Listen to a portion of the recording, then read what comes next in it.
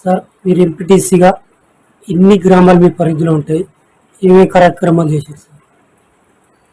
మా ఎంపీటీసీ పరిధిలో చీకవరం గ్రామం, కేతిపల్లిలో రోడ్డు యువతలది ఎంఆర్ ఆఫీస్, డిపోట్స్ ఉన్న ఏరియా మరియు కొండకింది కూడా 3 గ్రామాలు ఉన్నాయి మా పరిధిలో.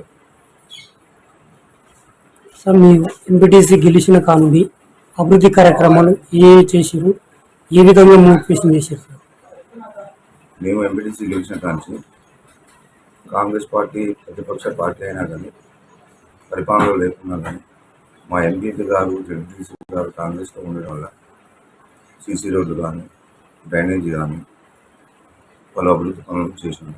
దాదాపు ఇప్పటి వరకు ఒక 80 లక్షల రూపాయల సీసీ రోడ్డు, డ్రైనేజీ వరకు చేసినాం మా 3 ఊళ్ళ పరిధిలో. పేద ప్రజలకు పెన్షన్లు పెట్టేయడం కానీ, వాళ్ళు సమస్యలు ఇచ్చినా కానీ అటన్నింటినీ తీసుకుంటాం. సార్ పార్టీ మారడానికి ప్రధాన కారణం సార్? పార్టీ మారడానికి ప్రధాన కారణం మేము బీఆర్ఎస్ పార్టీలోకి అభివృద్ధి చేయడం కోసం వెళ్ళినాము. దాంట్లో కూడా ప్రజలకు న్యాయం చేయాలనే ఉద్దేశంతో వెళ్ళినాము. పలు బీఆర్ఎస్ పార్టీలో కూడా ఎమ్మెల్యే చిరుమతిలింగయ్య గారు ఉన్నప్పుడు కూడా ఒక 20 లక్షల రూపాయల వరకు సీసీ రోడ్లు కానీ అవి తీసుకోవడం జరిగింది, చేసాము. కానీ ఆ విధానాలు నచ్చక మళ్ళీ కాంగ్రెస్ పార్టీలో మనం గెలుపొంది చేసాము. పరిపాలనా విధానం కరెక్ట్ లేదని చెప్పేసి మళ్ళీ కాంగ్రెస్ పార్టీలోకి రావడం జరిగింది.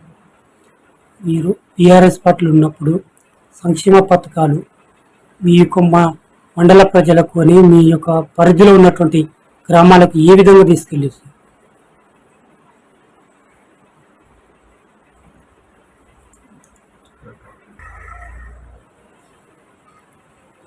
మేము బీఆర్ఎస్ పార్టీలోకి అభివృద్ధి చేద్దామనే లక్ష్యంతో పోయినాము. కానీ ఎమ్మెల్యే చిరుమతిలింగయ్య గారు మేము కాంగ్రెస్ పార్టీ నుంచి వచ్చామనే ఉద్దేశంతోనూ లేకపోతే వాళ్ళ అహంకారం దూరంతోనూ మాకు ఎటువంటి కూడా మమ్మల్ని ముందుకు తీసుకెళ్ళకపోవడం వల్ల మాకు మేము ఈ కళ్యాణ లక్ష్మి కానీ, పెన్షన్లు కానీ, రోడ్లు డెవలప్మెంట్లు కానీ, వీధి లైట్లు కానీ చాలా కార్యక్రమాలు చేద్దామనుకున్నాం. అభివృద్ధి నేను చేద్దామనుకుని పోయినాం, అధికారంలో ఉంది కాబట్టి.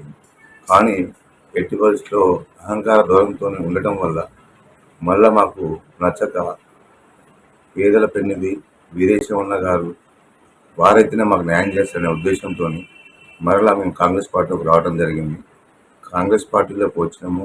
వీరేశవన్నతో మాట్లాడి ఏదైనా సమస్యని ఊళ్ళో పలు సమస్యలు ఉన్నా కానీ రోడ్లు కానీ, డ్రైనేజీలు కానీ, వీధి లైట్లు కానీ, పెన్షన్లు కానీ అనేక రకాల వ్యవస్థని ముందుకు తీసుకుపోతాం. వీరేశవన్న మాకు అంతా సపోర్ట్ చేస్తుంది, చాలా బాగున్నది. అట్లాగే సార్ కాంగ్రెస్ పార్టీ 6 గ్యారెంటీలు ప్రవేశపెట్టింది, దాని పైన ప్రజా స్పందన ఏ విధంగా? కాంగ్రెస్ పార్టీ 6 గ్యారెంటీలు ప్రవేశపెట్టింది. ప్రస్తుతము 6 గ్యారెంటీలో భాగంగా ఇప్పుడు గృహలక్ష్మి అనేది ఒకటి అమలు కాలేదు, బస్సు సౌకర్యము అయింది, మళ్ళా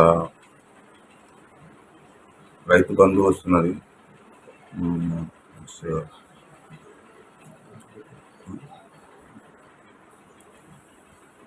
6 గ్యారెంటీలో భాగంగా ఫ్రీ బస్సును అమలు చేశారు రేవంత్ రెడ్డి గారు, సీఎం గారు. మళ్ళా 500 రూపాయలకి గ్యాస్ ఇస్తానది అమలు చేయడం జరిగింది. మరియు 200 యూనిట్ల కరెంటును అమలు చేశాము. మళ్ళా రైతు బంధును అమలు చేయడం జరిగింది. ఆరోగ్యశ్రీ 3 లక్షల నుంచి 10 లక్షల రూపాయలు పెంచడం అనే విషయం కూడా జరిగింది. ఈ 6 నెలల వ్యవధిలోనే ఇంత చేశాము. అభివృద్ధి అనేది చాలా బాగా చేయగలుగుతామని ఈ 6 నెలల వ్యవధిలో ఎలక్షన్లు ఉన్నా కానీ అవి ఉన్నా కానీ ఇలాంటి కార్యక్రమాలను ముందుకు తీసుకుపోయి ఇప్పటివరకే సక్సెస్ చేయగలను. కేసీఆర్ గారు 10 సంవత్సరాల నుండి కూడా ఇన్ని అమలు చేయని విషయాలు ఒక 6 నెలల వ్యవధిలోనే రేవంత్ రెడ్డి గారు మంచి పరిపాలన అందిస్తున్నారు. ఇంకా ప్రజలందరినీ, సామాన్యులని అందరినీ కూడా ముందుకు తీసుకుపోయే కార్యక్రమం కూడా చాలా బాగుంటుంది.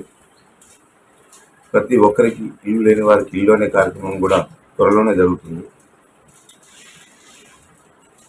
కాబట్టి అందరు ప్రజలంతా సుఖ సంతోషాలతో ఉంటారు కాంగ్రెస్ పరిపాలనలో. కాకపోతే మన చిన్న విషయం, పార్లమెంటు వ్యవస్థలో రాహుల్ గాంధీ గారు ప్రధానమంత్రి గారు అయితే ఇంకా చాలా అభివృద్ధి జరిగి ఉండేది. కానీ ప్రజలందరూ ఆశీర్వదించుడు కానీ కొద్ది గొప్ప మేర తేడా సీట్లతోని రాకపోవడం బాధాకరం.